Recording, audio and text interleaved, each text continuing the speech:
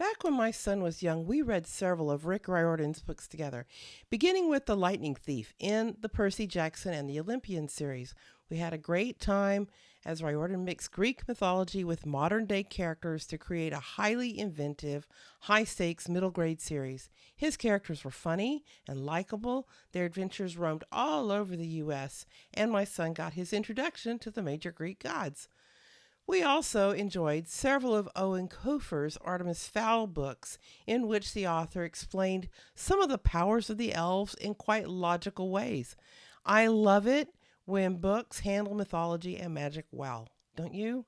This is the last installment of our six-part world building series entitled Magic, Myth, and Man, Wield Supernatural Power.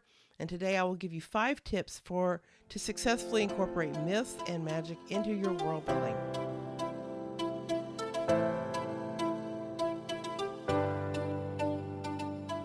Hey, Writing Pursuits authors. Welcome back to the podcast. To those of you who are new, I want to extend a special welcome. My name is Kathrese McKee, and I'm glad you're here. The word myth comes from the Greek word mythos, which means word of mouth. Mythology is a set of stories which features supernatural beings and their effects on the natural world, including humans. Every civilization has word of mouth stories about gods and goddesses and supernatural creatures. Religion differs from mythology, although they are often intertwined. Myths are stories people tell each other and pass on to the next generation, and religion is a set of beliefs we follow. Legends are stories about actual people mostly, but the stories themselves may or may not be based on fact. They are legends, and thus it's hard to parse fact from fiction. Mankind loves its myths, and from there it's not a long jump from supernatural beings to magic. Magic systems, magical creatures, and humans who somehow discover and wield magic. Here are 5 tips for incorporating myth and magic into your world building. Tip number 1. If you are drawing from myths from past or existing civilizations, make sure you research them thoroughly and make certain you understand them so you can incorporate the myths accurately and in a respectful way. Believe me, if you get something wrong or portray a myth poorly, you will have readers who know you got it wrong. Don't be that author. This is especially relevant to historical fiction authors. Make sure you get your facts straight. Use more than one source, just like your teachers made you do for research papers. And make sure you use reputable sources. Don't stop at Wikipedia. As a side note, why not share your sources with your readers? This leads to transparency. I know it's not a research paper, but your interest is in a certain kind of mythology can be something you share with your readers. I loved Greek and Roman mythology when I was a kid, but I don't consider myself to be an expert. I have trouble keeping all the names straight and remembering which god did what.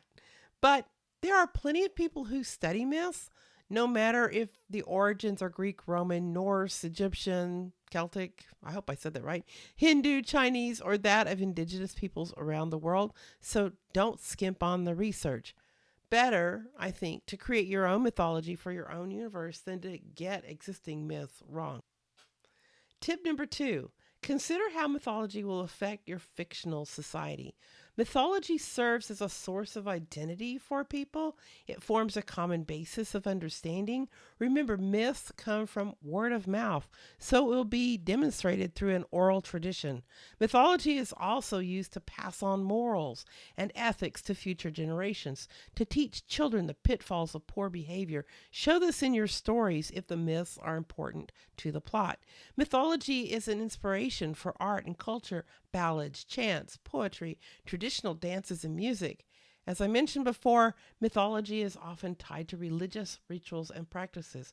Mythology even affects politics and government decisions, with many examples from history of how those in power harness mythology to stay in power and wield authority. Keep these things in mind as you plot your story. Tip number 3. If your world building includes magic, figure out the systems of magic that exist in your world and the rules that apply to each.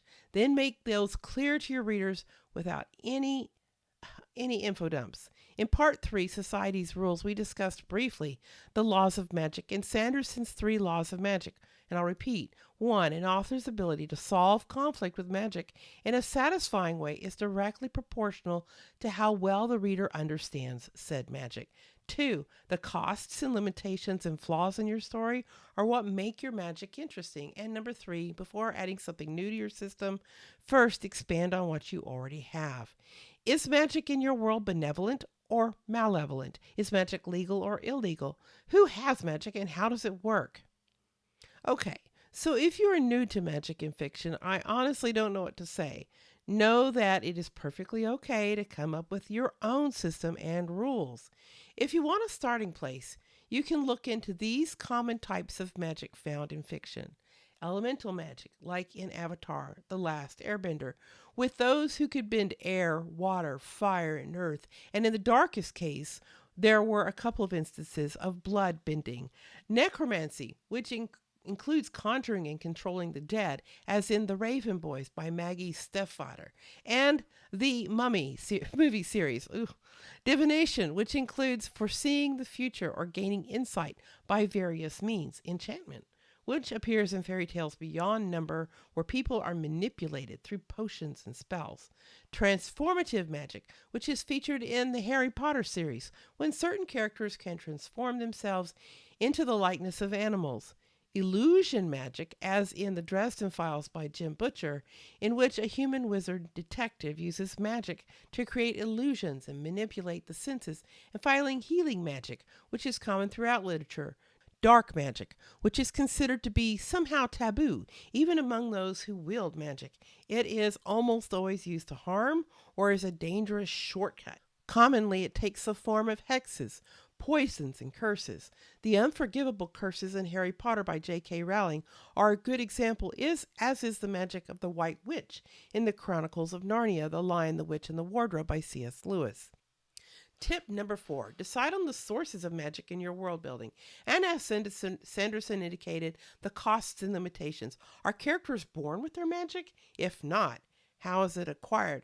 Or do they learn to harness the powers of magical objects? What are the sources of magic? The gods? The elements? Blessed objects? What does magic cost those who wield it? How do they seek the strengthen it or weaken it? Are there countermeasures to magic? Write down your rules so it's easy to stay consistent, and then think about the following.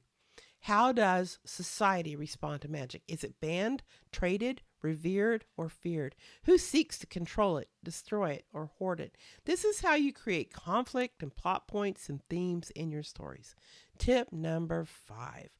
Science fiction is not immune to magic and mythology. Science fiction usually does not incorporate magic, but to those who do not understand a certain technology, the technology may seem magical. Also, people tend to worship their technology. I'm looking at you, Apple Bros.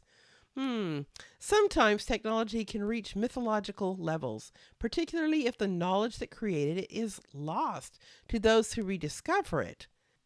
At this point, let me gently point out that those who put forward the theories of aliens building the pyramids or passing on astrological knowledge to ancient peoples, ancient humans were perfectly capable of figuring out astrological stuff on their own and building enormous complex structures. Giving credit to aliens for human achievements is a common means of denying credit to black and brown people for possessing amazing abilities. So just because we've lost the knowledge of how they built the pyramids or figured out the movement of the stars doesn't mean they weren't smart enough to do it themselves. I'm just saying. Also, just stop calling any human primitive. Fight me in the streets because this is a hill I will gladly die on. Of course, if the tech you have in your story is supposed to be alien technology, go for it. Okay, in this last part of our world building series, we've covered these tips. 1, if you're using existing myths, take care to get them right. 2, consider how mythology will affect your fictional society. 3, if your world building includes magic, figure out the systems of magic that exist and the rules that apply to each. 4, decide on the sources of magic in your world building and its costs and limitations. Science fiction is not immune to magic and mythology. The question of the week is, what are your favorite books, series, or movies that include mythology or magic? Leave your comments and questions below. Thanks for watching today. If you enjoyed this episode or learned something you can use, please give me a thumbs up. Consider subscribing to this channel and then click the notification bell so you never miss an episode. And that's all I have for today. Until next time, keep writing, my friends. Keep writing.